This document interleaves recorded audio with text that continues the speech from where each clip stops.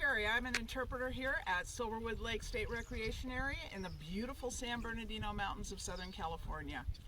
Now, if you're familiar with this area, you may have noticed that these mountains rise up kind of sharply out of the surrounding land. And we're going to take a look today at how those mountains were formed, how this valley was carved out, and why that was the perfect place to put a lake.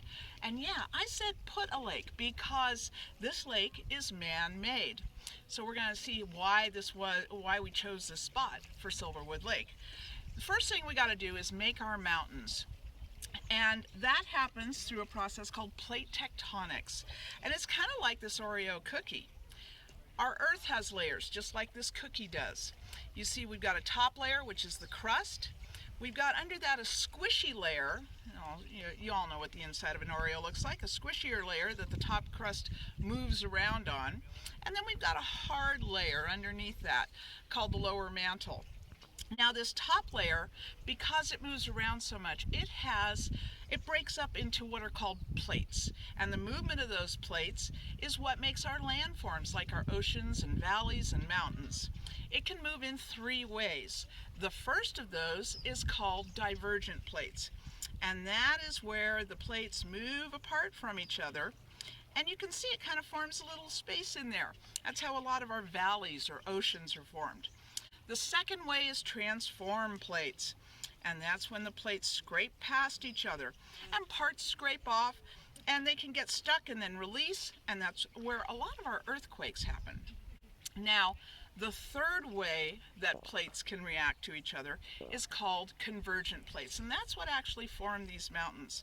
The two plates moved toward each other, and one was pushed up by the other one pushing underneath. So that's what pushed these mountains up out of the surrounding land. So we've got our mountains. Now we've got to carve out this valley, and that was done through the action of water. And I know what you're thinking. Water is pretty soft, it's pretty harmless in some ways, it doesn't hurt me, but it can actually hurt and wear away rock. It can do that in two ways. The first of those is freezing. When water freezes, it expands, it gets bigger. Just like here, I took a water balloon and then I covered it in plaster of Paris and I let it get hard, and then I put it in the freezer. And as the water expanded, it made this funny bubble here, but it also actually cracked apart the plaster of Paris because it needed somewhere to go. Water, when it gets into the cracks of a rock, can do the same thing. It can get in there, it can freeze, which can happen up here in the mountains, and then it can push the rocks apart into two or more pieces. So the other way water can affect rock is through erosion. That means wearing away. Water always wants to go downhill. So just like if I pour water on this pan of soil and sand, you'll see it makes divots as it wears away. It makes a little ditch. Well, water can do that up here in the mountains. The Mojave River has its headwaters up here in the mountains, and as it comes downhill, it wears a path away to make it the most effective way. And as it does that, it will carve out entire valleys like this one. So we've got our mountains, we've got our valley. Now we need to put a lake here. Why did we do that? Because California had more people in Southern California than it had water. It needed a way to get the water from Northern California, bring it down here, and hold on to it for use on farms or houses.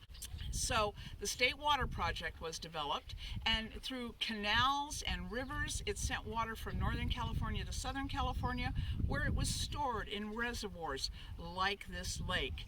They built a dam at one end and then filled in from the waters of both the Mojave River and from the State Water Project, pipelines coming in, and this water's held here, and it's used as far away as Riverside, San Bernardino, San Diego, and Los Angeles counties.